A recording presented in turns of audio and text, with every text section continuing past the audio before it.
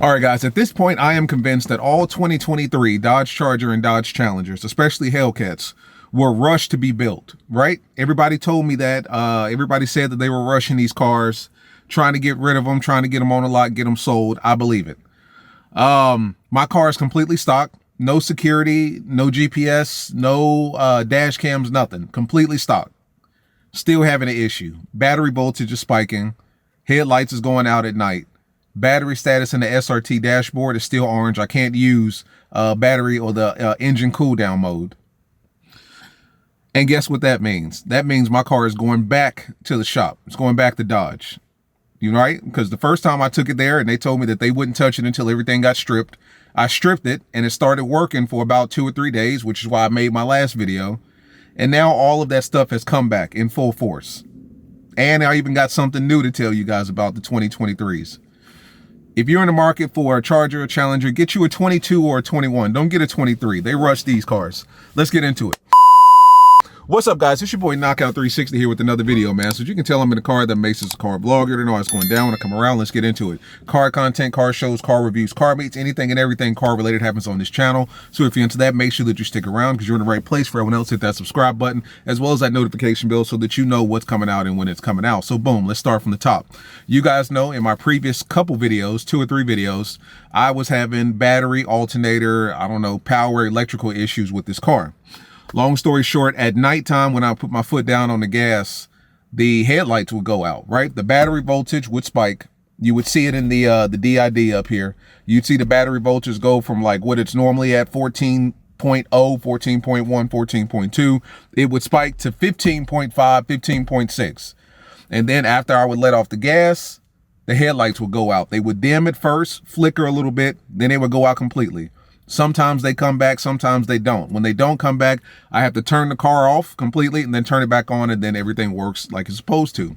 Then when you go into my SRT dashboard and you try to do the engine cool down, you know that there's a list of parameters that have to be met. I think it's got to be a certain temperature, all that stuff, right? It's a certain temperature, all that stuff. Battery status, which is one of the criteria, the parameters that has to be met. It's always orange because it's so cool outside. But look at the battery status. The battery status won't let me do it either. I can never do engine cool down because it's always orange. That and one other thing that I noticed yesterday, this is something new. So I'm sitting in traffic. I'm getting something to eat. I'm at Wendy's. Sitting in traffic, getting something to eat, waiting around in the line or whatever.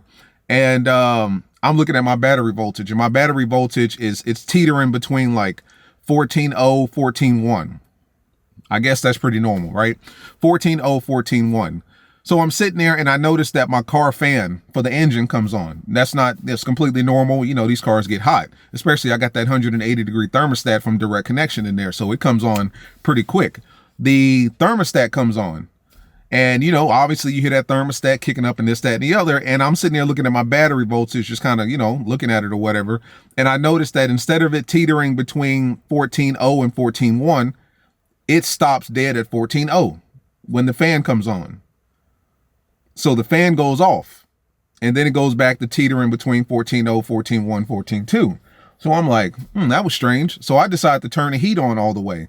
I turned the heat on all the way full blast, still looking at the battery voltage, and it drops. It goes from 14.0, 14.1, and it stops at 14 again. And around this same time, my fan for the engine comes back on because I'm sitting in traffic and I'm waiting and I'm idling.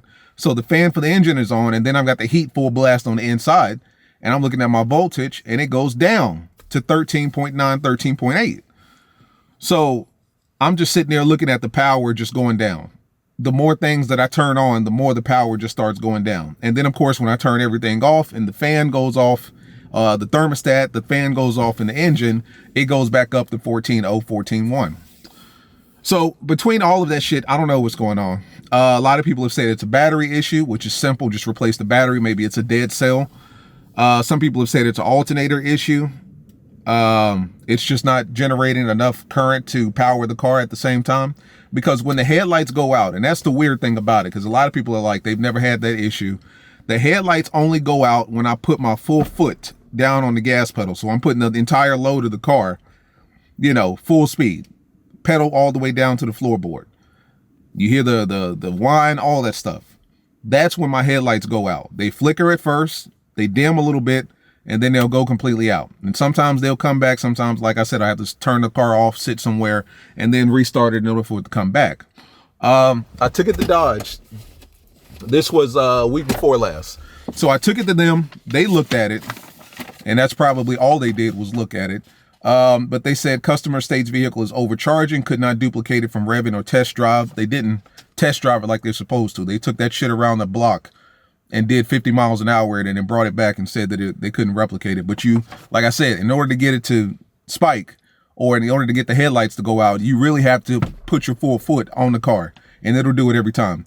Check grounds, battery wires under the hood at power distribution center, alternator, rear PCD, battery, fender liner locations, no problems found. So it looks like everything is, status quo.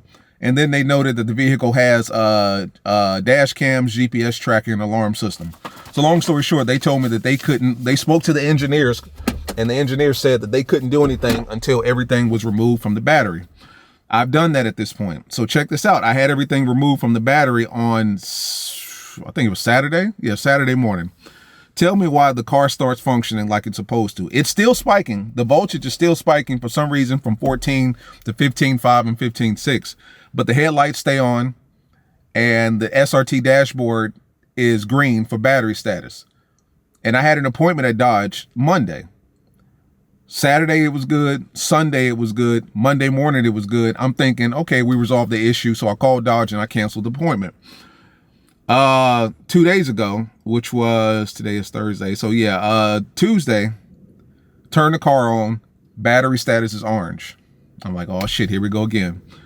I hit the gas, it keeps spiking. It never stopped spiking. It's just everything else around it stopped. So I'm like, okay, so shit, it sounds like things are starting to come back. So last night or the night before last, I decided to take it to, one of my spots off in the cut. At nighttime, turn the headlights on, hit it. Car took off, did what it's supposed to do, let off the gas, spike 15.5, 15.6, headlights gone. Everything came back. So long story short, the car is going back to Dodge. At this point, we're even talking to direct connection because even though everything that, was done with the direct connection was pretty much, just parts under the hood, as in the thermostat and the cold air intake and what else? I always forget this. Thermostat, cold air intake, the pulley, the elephant pulley, all of that stuff is just kind of mechanical. We did have to go in, obviously, and do the tune. I don't know how the tune would affect, the battery voltage of the car, because apparently nobody else has the issue, but we're talking to direct connection as well. Direct connection by Dodge, installed by Dodge. So we're talking to them as well. And then I've got another appointment to drop it off at Dodge on Monday. So that's what I'm going through right now. Otherwise, the car runs perfectly. It starts up like it's supposed to, moves like it's supposed to. The power and everything is there. It's just electrical. It's just small shit that I'm going through right now. But yeah, that's the stuff that I'm going through. So we thought it was the cameras. We thought it was the security system. It was not. The car is completely stock. Like you can see right now, I've got all of my wires just kind of hanging around because everything's been disconnected from the battery. You know what I'm saying? I've got nothing connected to the battery. That's not connected. That's not connected. I don't even have my radar at this point connected to the battery. Everything's been disconnected. So the car, for all intents and purposes, is stock and it's still doing the same shit. So it's the car at this point. So Dodge is going to have to tell me something, man. Yeah, they're going to have to tell me something. I had no idea that the diagnostic fee for a Hellcat is $170. That may be just my dealership, but yeah, that's what they're charging, $170 to take your car in and have it diagnosed. So you got to deal with that as well. But hopefully they can get it fixed. If it's something as simple as the battery, just yank it out, throw a new one in there. If it's something more complicated, then, we'll go from there and see what they can do. But yeah, that's where we're at right now, guys. So it wasn't the cameras. It wasn't the security system. It wasn't anything like that. It turns out it's the car. So that's where we're at. Just wanted to give you guys an update. People have said that they've had electrical issues with 23s and stuff like that.